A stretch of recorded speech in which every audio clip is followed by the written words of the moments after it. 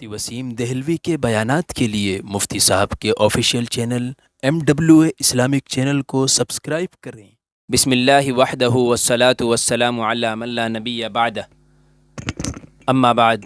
محترم سامعین کرام، شیطان مختلف راستوں سے انسان کو دھوکے میں ڈالتا ہے اور مختلف راستوں سے اپنے جال میں پھنسا لیتا ہے۔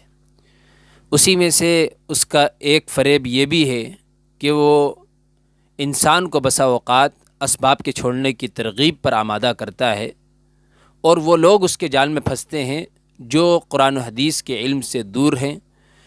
اسی طرح سے شریعت اور علوم نبویہ سے ان کو دور کا واسطہ نہیں، یا پھر یوں کہا جائے کہ نیم حکیم خطرہ جان اور نیم ملا خطرہ ایمان۔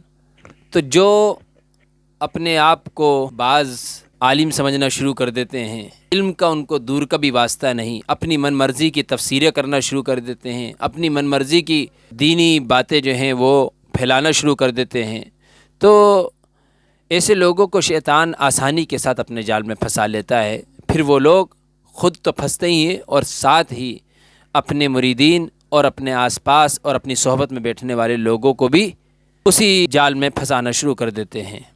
بعض لوگوں کو شیطان یہ پٹی پڑھاتا ہے کہ نفع و نقصان کا مالک جب اللہ ہے اور نفع نقصان جب خدا کے ہاتھ میں ہے، صحت بیماری اور شفا اللہ کی جانب سے ہے، موت و حیات اللہ کے قبضے میں ہے، تو نقصان دینے والی چیزوں کے بارے میں یہ سمجھنا کہ اس سے نقصان ہو جائے گا، بیماری میں دوا کی طرف بھاگنا، دشمن کے بارے میں یہ سمجھ کر کہ مجھے مار دے گا اس سے بچاؤ کا انتظام کرنا وغیرہ، سب توکل کے خلاف اور تقدیر پر بھروسہ نہ کرنے کے مترادف ہے۔ تو یہ سمجھنا چاہیے کہ یہ خام خیالی اور شیطان کے اثر سے ہے اور قانون شریعت کے بھی خلاف ہے۔ اس طرح کا خیال رکھنے والے گویا توکل کے معنی ہی نہیں سمجھے۔ اسباب رب العالمین نے ہی پیدا فرمائے ہیں اور چیزوں کے اندر صفات اسی نے رکھی ہیں، اور اسباب اختیار کرنے اور نقصان پہنچانے والی اشیاء سے بچنے کا اسی نے حکم دیا ہے۔ تو ظاہر ہے اسباب کو بیکار سمجھنا اور نقصان دینے والی چیزوں سے اپنی ذات کو نہ بچانا اللہ کے حکم کی خلاف ورزی ہے۔ رسول اللہ صلی اللہ علیہ وسلم سے بڑا متوکل علی اللہ کون ہوگا؟ آپ صلی اللہ علیہ وسلم نفع دینے والی چیزوں کو اختیار فرماتے تھے اور نقصان دہ چیزوں سے بچتے تھے۔ آپ صلی اللہ علیہ وسلم ایک دیوار کے پاس سے گزرے جو جھکی ہوئی تھی، تو آپ صلی اللہ علیہ وسلم نے تیزی سے قدم بڑھائے۔ صحیح روایتوں سے یہ بات ثابت ہے کہ آپ صلی اللہ علیہ وسلم نے علاج کیا اور علاج کرنے کا حکم فرمایا، پرہیز کرنے کی ترغیب دی۔ اسی طرح رسول اللہ صلی اللہ علیہ وسلم نے فرمایا، مجذوم کوڑھی آدمی سے ایسے دور بھاگو جیسے شیر سے بھاگتے ہو، اور فرمایا جہاں طاعون پھیلا ہوا ہو وہاں نہ جاؤ، یعنی اس مرض کے متعدی ہونے کی وجہ سے احتیاط برتنے کے لیے ارشاد فرمایا۔ تو بخاری شریف کی روایت ہے، مسند احمد کی روایت ہے، اسی طرح سے مسلم شریف کی روایت میں بھی آتا ہے۔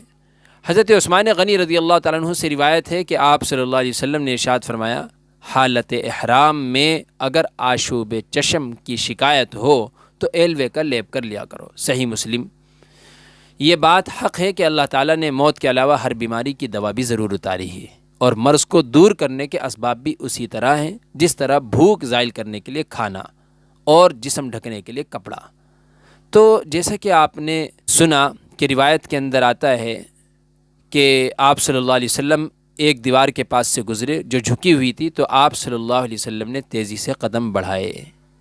آپ سوچئے، بعض لوگ اپنے مریدین کو اور اپنے آپ کو اس طرح سے دھوکے میں ڈالتے ہیں اور اس طرح سے جو ہے اسباب کے چھوڑنے کی ترغیب دیتے ہیں اور کہتے ہیں کہ بھائی جب بھی کوئی ایسی بات ہو تو پہلے توکل علی اللہ کرو۔ وہ تو ہر حال میں موجود ہی ہے، لیکن کب کس موقع پر ہمیں کیا قدم اٹھانا چاہیے وہ بھی تو دیکھنا ہے۔ اب یہاں دیوار جھکی ہوئی تھی، آپ صلی اللہ علیہ وسلم نے تیزی سے قدم بڑھائے تاکہ اگر اس سے نقصان پہنچے تو اس سے حفاظت ہو جائے۔ اگر اس وقت وہاں پر نماز پڑھنے کوئی کھڑا ہو جائے تو یہ عقل مندی کی بات ہے؟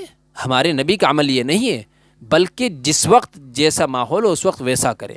اس وقت اسباب کو اختیار کرنا پہلے ضروری تھا، تو آپ صلی اللہ علیہ وسلم تیزی سے وہاں سے نکل گئے اور جب موقع ہو کہ اسباب ہم بعد میں اختیار کر سکتے ہیں تو اس موقع پر ہم پہلے اللہ تبارک و تعالیٰ کی طرف رجوع کریں اور نماز پڑھ کر اللہ سے دعا کریں، لیکن اس وقت بس زبانی دعا کہ اللہ ہماری اس سے حفاظت فرمائے اور تیزی سے وہاں سے نکل جائے۔